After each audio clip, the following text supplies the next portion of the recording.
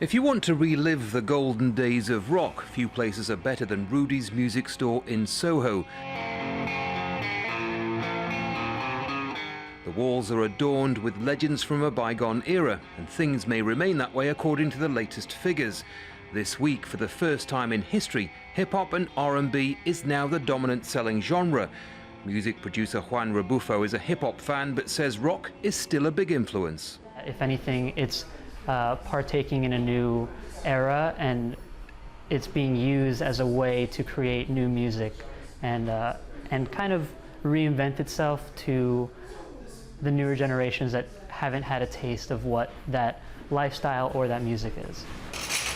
The shift in music taste is driven in part by the growth in online music and its appeal to younger listeners.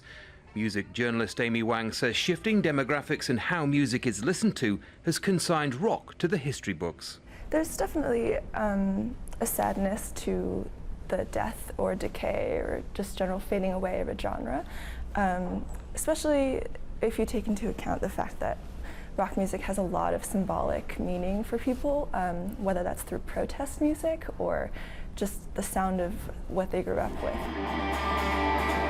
Sales of electric guitars are also down, but ruling out rock and roll is a controversial issue. Rock artists are not as popular anymore. I feel like it's kind of just a sign of the times. I feel like trends come in and out, just like fashion. Same happens with music.